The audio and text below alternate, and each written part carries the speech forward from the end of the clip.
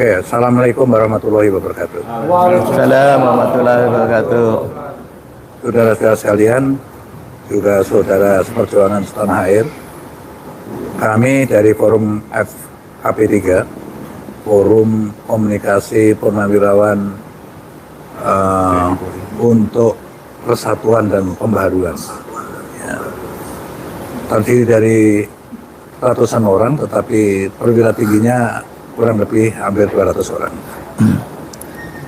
Pada hari ini kita konsolidasi di rumah kediaman saya, ya, lebih tepat lagi di Museum Bang Yos, ya, untuk menyikapi situasi dan perkembangan terakhir di tanah air, khususnya pasca pemilu tanggal 14 Februari 2024.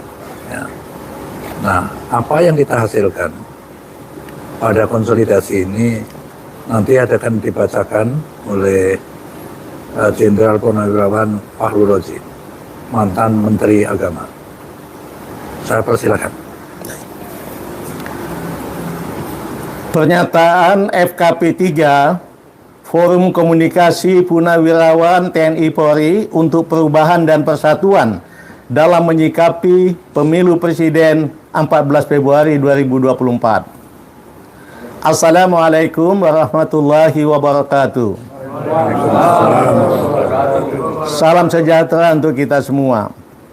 Sehubungan telah terlaksananya tahap pencoblosan dalam Pemilu Presiden 14 Februari 2024, FKP 3 menyampaikan hormat kepada seluruh rakyat Indonesia yang telah berpartisipasi dalam pemilu tersebut dengan penuh rasa tanggung jawab. Kami sampaikan juga hormat kepada jajaran pemerintah pusat, pemerintah daerah, KPU, Bawaslu, dan seluruh aparat keamanan yang telah melaksanakan tugasnya dalam penyelenggaraan pemilu presiden di seluruh wilayah Indonesia dan di perwakilan luar negeri, dengan beberapa catatan yang sangat perlu menjadi perhatian.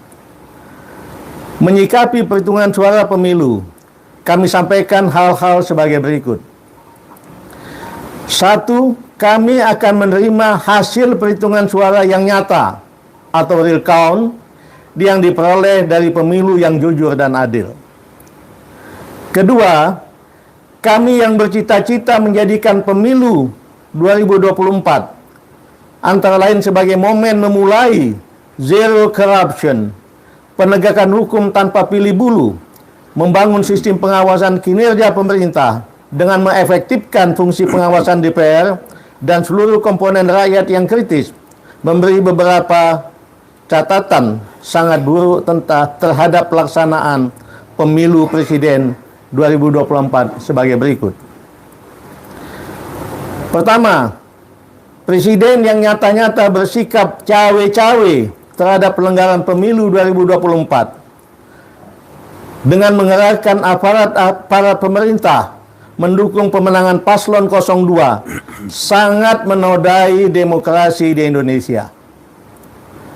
Kedua, pemunculan nama Gibran Rakabuming Raka sebagai calon wakil presiden 02 yang dilakukan melalui rekayasa hukum yang sangat memalukan dan langsung disambut oleh KPU tanpa lebih dahulu menunggu revisi peraturan KPU telah nyata-nyata telah mengkhianati konstitusi. Ketiga, penggunaan hukum sebagai instrumen politik untuk menyandera tokoh-tokoh politik agar mendukung paslon 02 selain merusak upaya pemberantasan korupsi, juga merusak sistem hukum dan politik Indonesia. Keempat, kecurangan oleh petugas-petugas KPU dan jajarannya, serta pendukung paslon tertentu yang dilakukan secara terstruktur, masif, dan sistematis, telah sungguh-sungguh mengkhianati demokrasi dan konstitusi, serta membahayakan eksistensi dan keutuhan negara kesatuan Republik Indonesia. Berdasarkan hal-hal tersebut di atas, kami bersikap sebagai berikut. 1. Memprotes keras deklarasi pemenangan 02 yang dilakukan berdasarkan quick count yang bukan merupakan hasil resmi pemilu. Kedua, mendesak kepada yang berwenang untuk mendiskualifikasi Prabowo Gibran sebagai paslon 02 pada Pilpres 2024.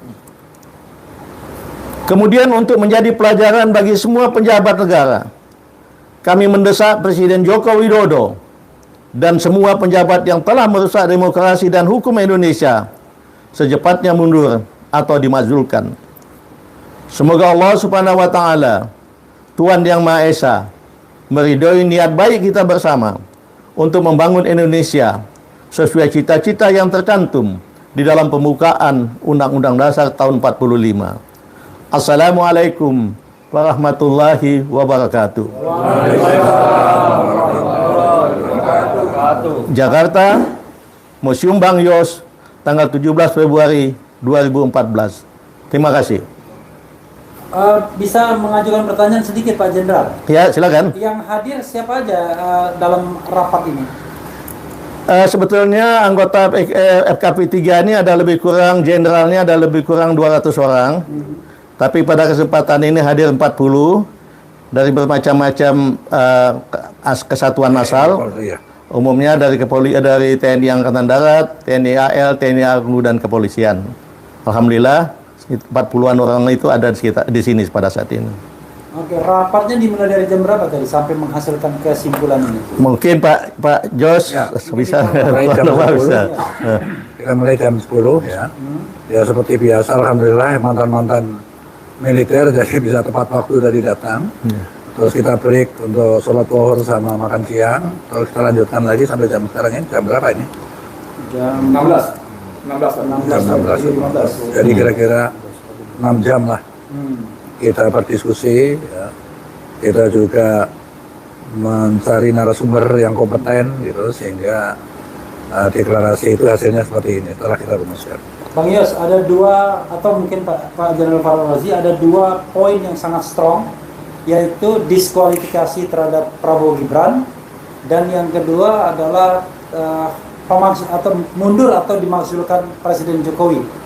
Landasan berpikirnya gimana? Ya, sebagaimana yang tadi kami sampaikan, cawe-cawe Bapak Jokowi ini sudah menyalahi konstitusi dan sangat berbahaya bagi bangsa ini ke depan. Oleh sebab itu, harus kita minta beliau mundur atau kalau tidak dimazulkan. Karena kalau tidak, ini akan menjadi suatu presiden yang sangat tidak baik buat bangsa ini ke depan. Itu yang utamanya. Soal diskualifikasi. Diskualifikasi paslon 02, kita lihat sengaja bahwa beliau ini selain telah di kecurangan banyak, beliau berdua ini pasangan ini sangat menikmati dari kecurangan itu dan melakukan selebrasi kemenangan berdasarkan quick count, dan itu sangat merusak pemikiran penalaran dari rakyat banyak, seolah-olah itu sebagai sebuah hal yang resmi formal, padahal itu hanya berupa quick count. Tapi kalau bisa kenan mungkin ada salah satu teman juga yang mendampingi saya, Irjen Polisi Anas Yusuf, untuk bisa memberi tambahan sedikit. Terima kasih. Ininya dikasih ke Pak Anas. Nah, satu. Nah, dua-duanya. Satu lagi. Ya. Cukup ya? Satu lagi. Oh, satu lagi. Maaf. Oke. Ya. Mungkin dari saya bahwa kita tahu tentang tadi kenapa harus didiskualifikasi. Kita tahu dari berbagai fakta dan banyak sekali juga yang memviralkan tentang kecurangan-kecurangan. Tentunya ini juga merupakan argumentasi kita untuk bisa diskualifikasi. Termasuk pendaftaran pada saat Capres dan Cawapres 02 mendaftarkan, padahal waktu itu belum diputuskan tentang PKPU umur yang menjadi syarat menjadi wakil calon presiden. Mungkin salah satu itu. Saya dikit Pak Irjen, mohon maaf banget. Ini kan temuan di lapangan menunjukkan, mohon maaf ya, secara institusi kan Polri banyak dilibatkan nih. Sebagai senior di kepolisian, Bagaimana perasaan Pak Irjen dan sikap Pak Irjen terhadap soal seperti ini? Pertama, saya selaku mantan anggota kepolisian ya, tentunya kita berpikir positif. Insya Allah mungkin tidak ada perintah untuk itu. Ya. Insya Allah, dan kita berpikir positif. Ya. Tapi di lapangan mungkin terjadi itu, ya bisa saja mungkin ada hal-hal yang deviasi perintah, kita tidak tahu. Yang jelas kita mengharapkan bahwa TNI dan Polri khususnya Polri, tentunya masyarakat mengharapkan kita netral dan justru kita menjunjung tinggi hukum yang ada di Indonesia ini. Satu keprihatinan kita soal mengungkapkan kecurangan. Kan Bapak-Bapak Jenderal yakin bahwa kecurangan itu sudah berlangsung secara TSM, terstruktur, sistematis, dan masif. Iya, betul. Dan biasanya problem utamanya adalah menghadirkan saksi kalau seandainya kita harus menghadirkan saksi di forum apapun. Tapi kan keamanan saksi itu juga menjadi problem. Ya. Mungkin dia takut sama polisi yang bisa memperkarakan, atau takut dengan TNI kalau TNI-nya terlibat. Bagaimana tanggapan Bapak-Bapak sekalian tentang hal itu? Saya jawab dulu. Mungkin itu salah satu fungsi FKP 3. FKP 3 ini kan purnawirawan TNI dan Polri. Kami ikut mengamankan mereka, dan kami tekankan kepada mereka tidak usah takut, kita negara hukum. Di negara hukum tidak ada orang bisa berbuat sewenang-wenang. Dan kami tahu hukum, kalau ada yang melakukan sewenang-wenang itu pasti kami akan mengambil langkah-langkah hukum juga, dan insya Allah itu membuat semua merasa akan lebih aman. Itu dari saya. Gimana? Berarti ada jaminan perlindungan? Ya, pasti. Pak Jenderal, sedikit, ini hari ini, siang ini sifatnya apa? Petisi, pernyataan, atau apa? Satu. Yang kedua, jika seruan seperti ini yang sangat luar biasa, patriotik ini diabaikan juga oleh kekuasaan, apa yang akan dilakukan? Langkah-langkah berikutnya. Pak Nuh, bisa. Iya. Tapi ya.